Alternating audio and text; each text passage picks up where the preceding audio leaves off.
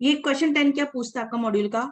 देखो कि आपके पास में एक इलेक्ट्रिक कंपनी है which generates distributes electricity, conducted a study on the life of poles. Poles मतलब खंबे, ठीक है, लाइफ ऑफ पोल्स, समझ रहे हो? पोल्स तो जानते हो ना, खंबे।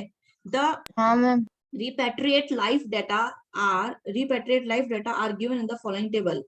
Life data of electric poles, अब जो पोल्स होते हैं उनकी लाइफ, बल्ब का पढ़ लिया, अब पोल्स की लाइफ पढ़ रहे हैं। ईयर आफ्टर इंस्टॉलेशन, की भाई इंस्टॉल करें ना आपने, खंबे लगाए हैं कहीं पे भी, अब उसका कितने साल बाद में क्या फेलियर है, ये बोलता है कि पहला साल, ये ईयर है, इस बार हमने ईयर्स में इंफॉर्मेशन कन्वर्ट कर दी। और परसेंटेजेस पोल्स ऑफ फेलिंग, मतलब खंबे भी हो सकता है ना कभी डैमेज हो जाए, गिर जाए, आड़े टेढ़े हो जाए, टूट फूट हो जाए, अगर हो सकता है कोई खंबे पे कई बार कोई एक्सीडेंट की वजह से उस खंबे को कोई डैमेज कर जाए, है ना, कुछ कंस्ट्रक्शन की वजह से कोई वो आपका कोई पोल डैमेज हो जाए, तो भाई आपके जो पोल्स हैं वो भी तो डैमेज हो सकते हैं। हर चीज की एक लाइफ होती है, वो कभी भी कोई चीज एक्सीडेंटली और with the passage of time चीजें खराब हो सकती हैं।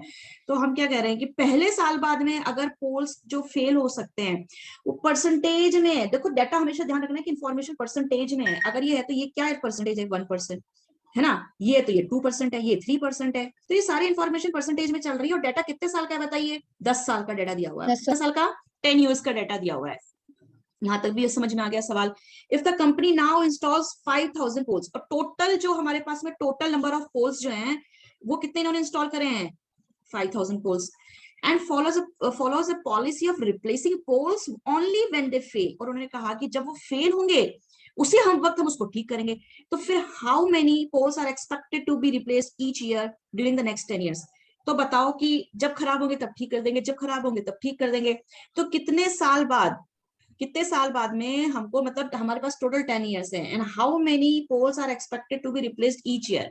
तो बताओ हर साल के एंड में आप खड़े होते हैं तो कितने पोल्स खराब हो चुके होंगे? भाई 5000 पोल्स हैं, और 5000 पोल्स पहले साल में खराब हो जाए इसका 1% चांस है, 5000 पोल्स टू मतलब सेकंड ईयर के एंड में खराब होगा इसका 2% चांस है, तो ये तो हमें दिख रहा है। तो every year there are chances of falling, हर साल कुछ ना कुछ खराब होगा, उसका फेलिंग का चांसेस हमको हर साल के बाद में दिया हुआ है, ठीक है। To simplify the computation, assume that failures occur and replacements are made only at the end of a year. बस कुछ नहीं कहता तो भी assumptions यही चलती हैं कि जब भी आपका फेलियर को आप रिप्लेस करते हो तो ईयर एंड पे ही करते हो, या मंथ एंड पे ही करते हो, या वीक एंड पे ही करते हो, आप इन बिटवीन द ईयर नहीं करते हो। कि मान लो जून, जैसे जनवरी से लेकर दिसंबर एक ईयर माना जाता है, तो जून में भी अगर वो खंबा खराब हुआ होगा तो दिसंबर एंड में ही चेंज होगा, ये समझना आप। तो हर बार क्या होता है, कोई भी जो पीरियड है उसके एंड में ही हम क्या कर रहे हैं, उस रिप्लेसमेंट को या फेलियर को करेक्ट करते हैं। यहाँ तक भी ठीक है। ये अजम्पशन ना कहे तो भी you must have this assumption, ये आपको पता होनी चाहिए कि एंड भी होता है, पीरियड एंड भी होता है replacement. If the cost of replacing individually, so आपको एक शब्द मिल गया है कि वो क्या बोलता है, इंडिविजुअल वर्ड यूज देता है। अगर इंडिविजुअली आपको चेंज करना पड़े तो एक खंबा चेंज करने का 160 रुपया आने वाला है। और if we have group common, अगर हमको ग्रुप में रिप्लेसमेंट करना हो, है ना, ये पॉलिसी अगर आप फॉलो करते हो तो आपका कॉस्ट कम हो जाएगा, क्योंकि आप एंटायर लॉट 5000 का एक साथ चेंज करोगे, तो आपको फिर कॉस्ट क्या आ जाएगी, 160 के बदले 80, यानी कि आधा ही होने वाला है। तो मतलब ग्रुप लॉट कहीं ना कहीं फायदेमंद होता होगा, तभी वो एंटायर लॉट चेंज करते हैं। तो 80 रुपए पर पोल आएगा। अब आप तो ये बता दो, फाइंड द ऑप्टिमल पीरियड, अगर ग्रुप रिप्लेसमेंट करें हम, तो ये बता दो, find out the optimal period for group replacement. तो अगर ग्रुप रिप्लेसमेंट करना पड़े तो कौन सी पीरियड के बाद में करें? तीसरे साल के एंड में कर दे सारा एंटायर 5000 का लॉट, मतलब 5000 खंबे बिल्कुल नए, या 8th ईयर में करें कि 10th ईयर में करें, ये फैसला लेना है। तो आपको पहले ही दिमाग में होना चाहिए कि ग्रुप रिप्लेसमेंट का फैसला हमेशा एवरेज कॉस्ट के बेसिस पर होता है। कब होता है बेटा? ग्रुप रिप्लेसमेंट का फैसला कब लिया जाता है? Average cost. Average cost. जिस साल, हाँ, जिस साल में एवरेज कॉस्ट सबसे मिनिमम होगी, लीस्ट होगी, उस साल में आप एंटायर लॉट 5000 का चेंज कर देना, राइट? हाँ मैम। ठीक है। और इंडिविजुअल का तो ये होता है कि भैया जब खराब होगा 160 रुपए भर देना, ठीक करा देना, खत्म बात। इंडिविजुअल में तो दिक्कत ही नहीं है, ठीक है।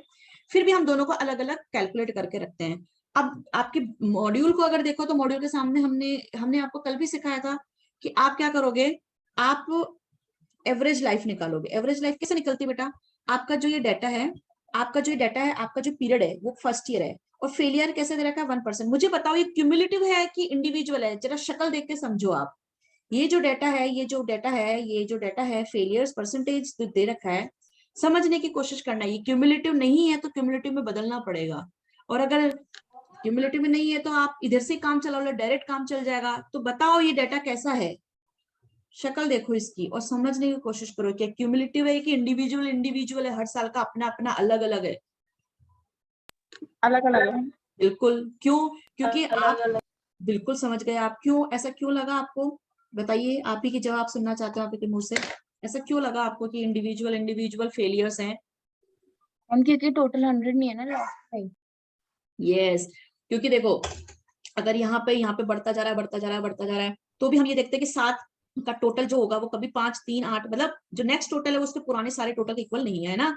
12 आ गया, 12 में 7 5 3 2 1 का टोटल नहीं हो सकता है, तो क्यूमुलेटिव तो नहीं है। और कहीं टोटल क्या है, बढ़ तो रहा है लेकिन कहीं ना कहीं जाके वो घट भी रहा है। और दूसरा ये कहो तो क्यूमुलेटिव के फॉर्म में नहीं है, वो भी आप समझ गए। चलो इसको तो छोड़ते हैं, ये हमारा काम आसान है। तो ये तो इंडिविजुअल है। अगर परसेंटेज है तो इसको प्रोबेबिलिटी में क्या हम चेंज कर सकते हैं क्या? हाँ मैम। वो कैसे चेंज होता है हाँ भाई, मैम, समझाइए मुझे। Divide by 100। 100 डिवाइड बाय तो 1 डिवाइडेड बाय 100 तो पहले का 1 जो डिवाइड। हाँ, तो इसका जो अगर मैं लिखना चाहूँ, एक सेकंड, 0.1 0.2। बिल्कुल, तो आप इसको क्या बोलोगे? 0.01, 0.1 नहीं 0.01। 1 डिवाइडेड बाय 100 कितना होता है? हाँ मैम 0.01। 2 डिवाइडेड बाय 100 कितना होता है? 0.02। 0.03, 0.05, 0.07, 0.12। 0.12, पॉइंट नहीं, एक तो पॉइंट के बाद में जब भी कोई नंबर होता है ना उसको इंडिविजुअल से पॉइंट 123 नहीं बोलेंगे, 0.123। पॉइंट के बाद में नंबर जो बोले जाते हैं उसको इंडिविजुअली बोलना होता है। कभी भी ऐसे नहीं बोलते 0.123 या 0.12, हमेशा इंडिविजुअल बोलते हैं 0.123। ठीक है, तो ये हो गया 0.12, ये हो गया 0.20। मैं इसको 0.20 नहीं बोलूंगी, ऐसे नहीं बोलते इसको, वो गलत होता है बोलने का। हाँ 0.30 नहीं बोलते, 0.30, 0.16 नहीं बोलते, 0.16। और ये कितना हो जाएगा बताइए? 0.04। 0.0। Good good good. सो आपके पास में अब इंडिविजुअल प्रोबेबिलिटी है, राइट? है ना अपने पास वो प्रोबेबिलिटी। अब हम इंडिविजुअल कॉस्ट तो निकाल सकते हैं। कैसे निकालेंगे इंडिविजुअल के लिए? यही डाटा आपको हेल्प करेगा इंडिविजुअल के लिए। आप क्या करोगे, इस आपका जो ये पीरियड है, कौन सा ये पीरियड है सालों के, इस पीरियड को उठाओगे आप लोग, इस पीरियड को इस प्रोबेबिलिटी से मल्टीप्लाई करते जाओगे, राइट? ऐसे ही करोगे कुछ? हम सीएफ निकालेंगे ना पहले। क्या निकालेंगे? सीएफ करेंगे ना इसका, प्रोबेबिलिटी का। कल क्या किया था? प्रोबेबिलिटी का सीएफ तो क्या था मैम? किसने बोला? कल इंडिविजुअल का, कल हमने एक क्वेश्चन, कल हमने एक 9th क्वेश्चन किया था। और देखो कब निकालना है कब नहीं निकालना ये भी हमें क्लियर होना चाहिए, टाइम इनटू फेलियर। ठीक है? अब इसको मैं यहीं पे कराऊं तो इसके पास जगह नहीं है मेरे पास में, लेकिन आप क्या करोगे इसको, अभी ये हॉरिजॉन्टल फॉर्म में है, इसको अगर वर्टिकल फॉर्म में ले लें हम क्वेश्चन को, वर्टिकल फॉर्म में ले लें इस क्वेश्चन को। हाँ मैम।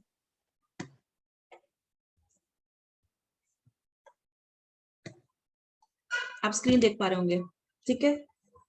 ठीक है, तो आप इस क्वेश्चन को कैसे ले सकते हो? आप इस क्वेश्चन को इस तरीके से ले लो कि आपकी जो इन्फॉर्मेशन है, सबसे पहले कैसे लोगे? आपको क्वेश्चन 9th भी आपको पता होगा, कल हमने किया था। तो एक सेकंड, क्वेश्चन 10th जो है वो कैसे कर सकते हैं? सबसे पहले आप कंप्यूटेशन करोगे। किसका कंप्यूटेशन करोगे? वही कंप्यूटेशन ऑफ फेलियर्स, है ना? आपके जो पोल फेलियर होंगे, है ना, उसका फेलियर्स का, ठीक है? या फेलियर्स नहीं बोलेंगे, इसने फेल बोला है कि फेल हो जाएंगे, ठीक है? तो आप फेलिंग वर्ड लिख लो। फिर आप इसका क्या करोगे, आप यहाँ पे मंथ लिखोगे, या ईयर होगा तो ईयर लिखोगे, राइट?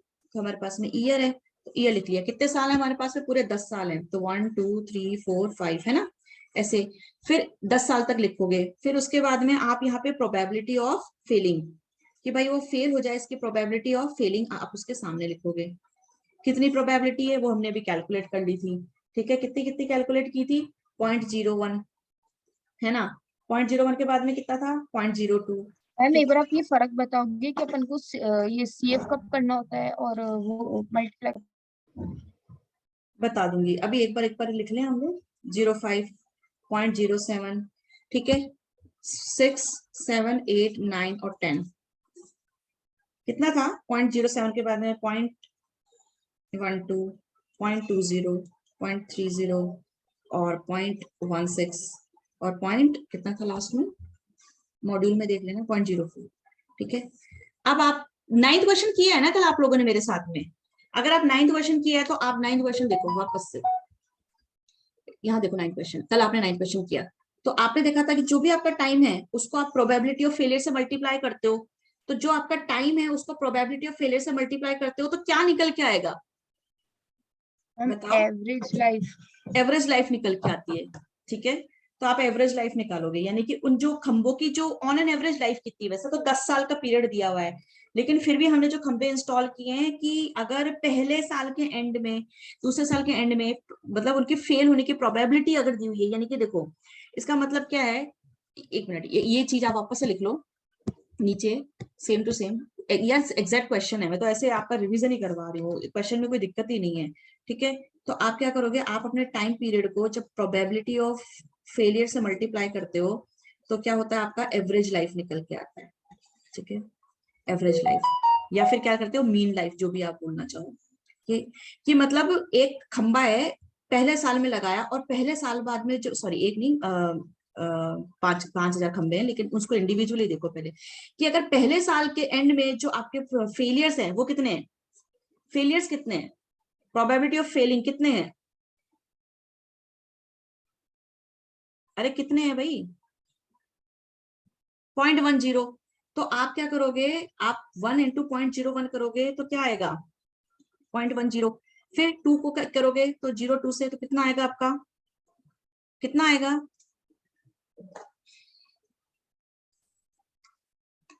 क्या हो गया आप लोगों को, आप बता ही नहीं रहे मेरे को, मैंने शायद ये पहला वाला भी गलत कर दिया, ये तो 0.01 ही होगा, ठीक है। 3 इंटू 0.03 करेंगे तो 0.09, ठीक है। 4 को करोगे, 4 इंटू 0.05 करोगे तो कितना आएगा, 0.2 0.2, हाँ, ठीक है। 5 को करोगे तो कितना आएगा,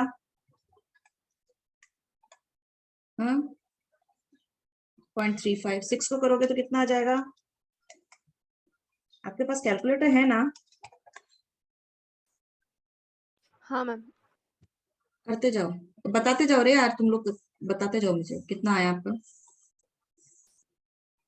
1.4 1.4, दूसरा कितना आया, 2.4, हाँ हाँ और इसका कितना आया, ये 0.16 है, ध्यान रखना, 0.16 को 1.4 1.44, 1.44 44 और दिस लास्ट कितना आया,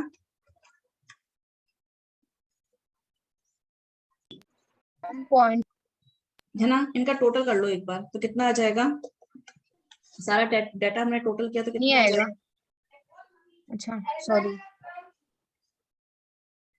7.05। और ये ईयर्स में इंफॉर्मेशन है आपकी, यानी कि आप जो खंबे लगाते हो उनको 10 साल के लिए, मतलब 10 साल का पीरियड आपने लिख रखा है, और तो यानी कि अगर एवरेज लाइफ देखा जाए तो एक खंबे की, अभी हमने 5,000 से मल्टीप्लाई नहीं किया, यानी कि एक खंबे का हम बता रहे हैं कि एक खंबा जो है ऑन एन एवरेज 7.5, मतलब सॉरी 7 साल चल जाएगा। 7.05 का मतलब क्या है, ये एवरेज लाइफ आ गई, किसकी आ गई, एवरेज लाइफ ऑफ अ पोल, एक पोल की आ गई तरीके से, ठीक है। एक पोल की क्या आ गई, 7.05 लाइफ आ गई, ठीक है। एक पोल की आई है ये, हाँ क्यों, मैम क्योंकि हमने 5,000 से मल्टीप्लाई नहीं किया तो 5,000 का डाटा तो हो ही नहीं सकता ये, तो ये कुछ नहीं है, अपने ये माना जाएगा कोई डाटा हमने 5,000 जो खंबे लगाए थे पूरे 5,000 को नहीं किया ना मल्टीप्लाई कहीं पे भी मैंने, तो यानी कि नहीं एक ही पोल का डाटा है, यानी कि एक, अच्छा किसी भी चीज को 1 से मल्टीप्लाई करोगे तो 1 ही रहने वाली है, यानी कि सारा डाटा 1 से मल्टीप्लाइड है, यानी कि वन पोल की इन्फॉर्मेशन से मल्टीप्लाइड है कि नहीं। चलो नहीं समझ में आए तो भी देख लो कि आपने क्या किया, जो आपका आ गया मैम हाँ ठीक है यार, क्या होता है ज्यादा भी बोलते हैं ना तो फिर भी फिर क्या दिमाग घुस जाएगा आपको। तो एवरेज लाइफ ऑफ पोल हो गया 7.05। अब इससे क्या निकालते हो, या एवरेज लाइफ ऑफ पोल बोलोगे, या फिर आप क्या बोल सकते हो, फेलियर, ये इतने बाद में, इतने टाइम बाद में वो फेल हो जाता है ना, हाँ मैम तो आप फेलियर बोल सकते हो। और फिर उसके बाद में हमने कल क्या निकाला था बताओ जरा, कॉस्ट ऑफ, क्या निकाला था बताओ, cost of failure per month पहले तो ये हमने निकाली कि लाइफ निकाल ली, फिर हाँ सॉरी, फिर इसके बाद में आप कॉस्ट बाद में मैम वो निकालेंगे, number of number of replacement निकाले तो रिप्लेसमेंट। हाँ, तो नंबर ऑफ अपने क्या निकाल लेंगे, फेलियर्स निकाल लें, हाँ ठीक है। वो कैसे निकलेगा भाई, आपका जो टोटल, जो आपके टोटल नंबर ऑफ आपके क्या है, 5,000 डिवाइड बाय 7.5 हाँ टोटल पोल्स जो है डिवाइडेड बाय क्या करेंगे हम उसको, डिवाइड बाय किससे करेंगे, 7.05 हाँ एवरेज लाइफ। एवरेज लाइफ से, जो ये निकल रखी है ये वाली एवरेज लाइफ, एवरेज लाइफ से। तो आपके कितने थे? 5000 पोल्स थे, और डिवाइड बाय किया कितने से? 7.05 से, तो ये कितना आ जाएगा? 709। 709 आ जाएगा। तो ये यानी कि ये जो है ना, अब ये क्या आया, ये ना आपने जब किसी चीज को डिवाइड किया ईयर्स से, ठीक है, जब आप टोटल ईयर से डिवाइड करते हो तो क्या आ जाता है वो?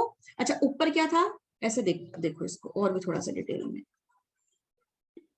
हाँ मतलब पूरे ईयर में ये 709 पोल रिप्लेस होंगे बस। टोटल हमारे 5000 खंबे थे, एक खंबे की लाइफ 7 हाँ साल है, तो ये क्या इंफॉर्मेशन आई? ये आया कि 709 709 पोल्स जो है एवरी ईयर क्या होंगे? पोल्स फेल होंगे, पोल्स फेल्स, ऐसे लोग फेल एवरी ईयर।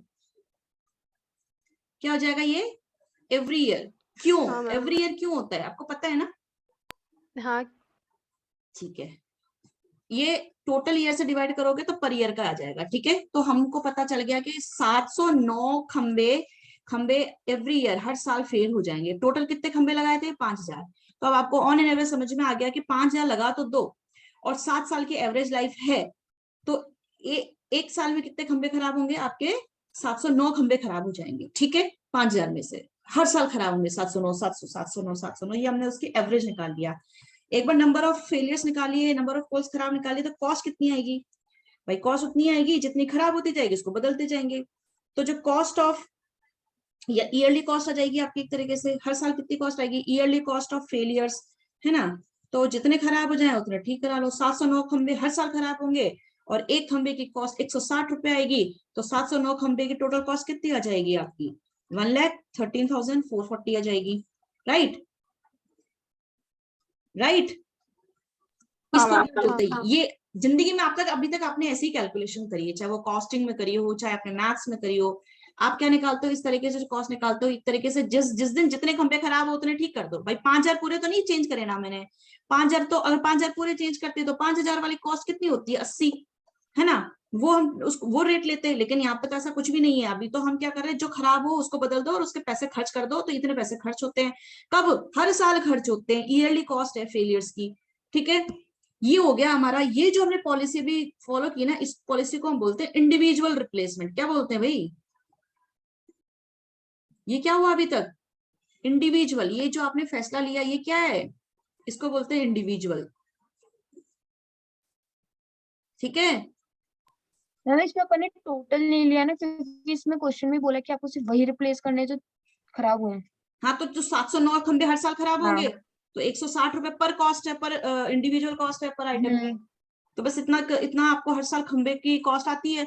अब दूसरा है कि उसने ग्रुप का भी पूछा कि भाइयों और बहनों, ये तो आप हमेशा ही करना सीखते हो, लेकिन अगर एंटायर लॉट चेंज करना हो तो फिर ग्रुप रिप्लेसमेंट बोलते हैं। और ग्रुप रिप्लेसमेंट के अंदर हमारी पर 80 रुपए कॉस्ट चलती है। लेकिन ग्रुप रिप्लेसमेंट में तो एक बुद्धि हमेशा घोट लो कि जहां एवरेज कॉस्ट कम आती है वहीं पर हम ग्रुप रिप्लेसमेंट करते हैं। तो हम हर साल का कैलकुलेशन करते जाएंगे करते जाएंगे करते जाएंगे 10 साल तक, और जहां कम मिलेगा वहीं पर हम पूरा एंटायर लोड चेंज कर देंगे, ठीक है। और तब तक तो, और जब तक हमने मान लो 8वें साल में एंटायर किया, तो क्या 7 साल तक ऐसे ही बैठे रहेंगे क्या? इंडिविजुअली चेंज करते रहेंगे। क्या करते रहेंगे? इंडिविजुअली चेंज करते रहेंगे, ठीक है। तो अब ग्रुप रिप्लेसमेंट का क्या फॉर्मेट है? दो टेबल बनाओगे आप लोग, दो टेबल बनाओगे ना आप लोग। देखो, पहली टेबल क्या बनाओगे? वही, अब ये ऐसे भी कर सकते हो कि आप पहली टेबल जो बनाओगे उस टेबल को क्या बोलोगे कि भाई आप लिखोगे आपका जो ईयर्स है, ठीक है, और आपके जो नंबर ऑफ फेलियर्स हैं किसके? भाई पोल्स के, ठीक है, ऐसे, ठीक है। ईयर्स कौन कौन से? वही आपके 10 साल हैं।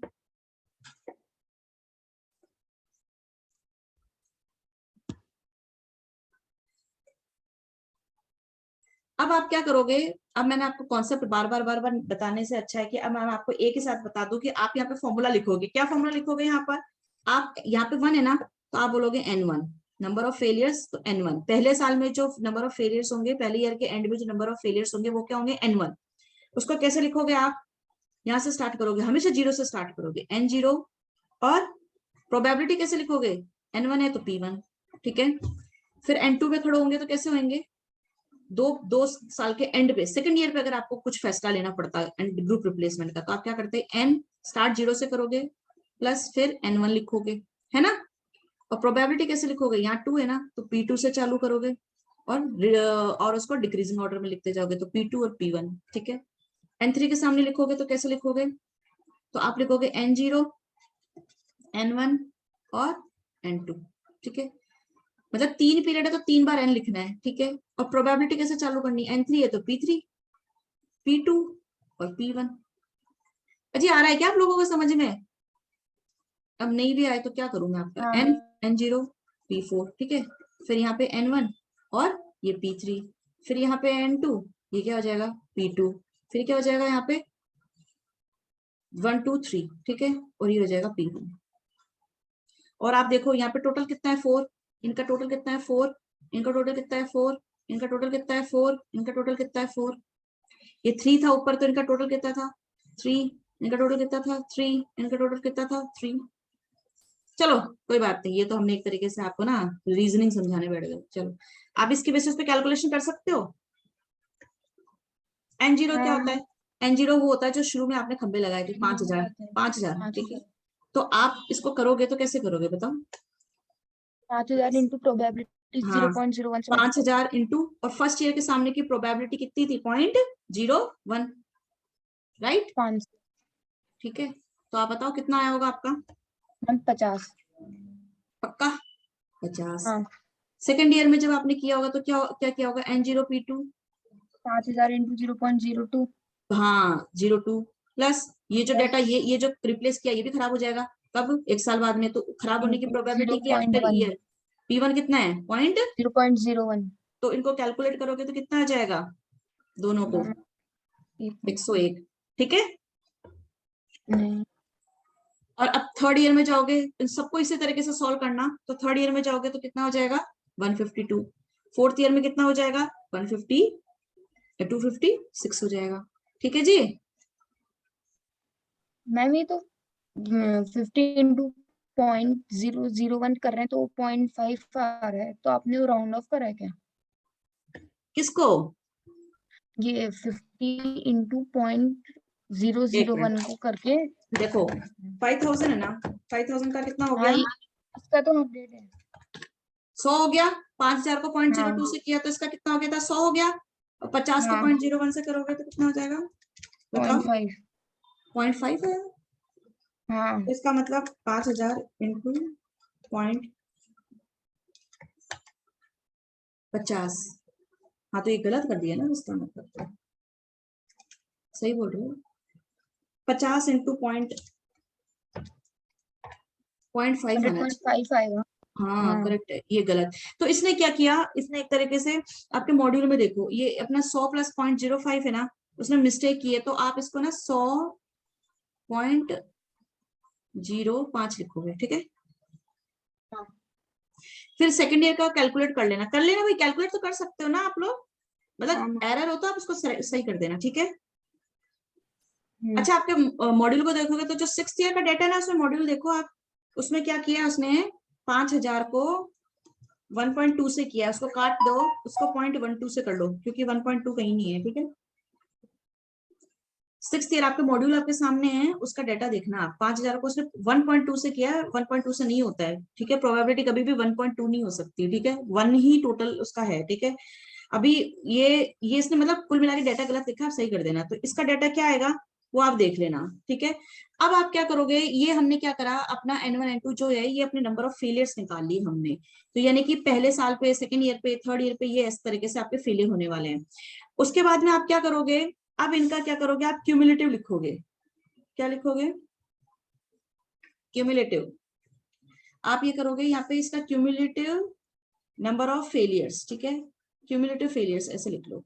तो पहले साल में कितना होगा 50, दूसरे साल के एंड में क्यूमुलेटिव कितना हो जाएगा 50 प्लस 100 150.05, तीसरे साल में कितना हो जाएगा, इसको प्लस करोगे इसमें तो कितना हो जाएगा देखना,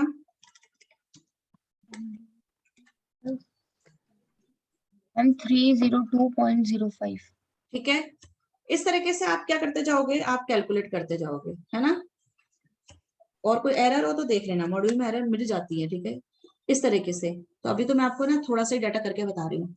अभी आपने क्यूमुलेटिव लिख लिया, बताइए अब हम आप क्यूमुलेटिव लिखने के बाद में आप उसकी कॉस्ट निकालोगे तो कैसे निकलेगी कॉस्ट? एक तो आपको इंडिविजुअल कॉस्ट निकालनी चाहिए और एक आपको ग्रुप रिप्लेसमेंट की कॉस्ट निकालनी चाहिए, ठीक है जी? हाँ जी। तो इंडिविजुअल की कॉस्ट कितनी थी? 160, और ग्रुप रिप्लेसमेंट की कॉस्ट कितनी है? 80 रुपया, ठीक है, ये 160। अब देखो इंडिविजुअल का टोटल नंबर ऑफ इंडिविजुअल कितना है फर्स्ट ईयर के एंड में? 50 और इंटू 160, तो कितना हो जाएगा? 50 इंटू 160 कितना हो जाएगा? 8000। 8000 रुपए। फिर आपके सेकंड ईयर में क्यूमुलेटिव डेटा इतना हो गया और 160 से करोगे तो कितना हो जाएगा?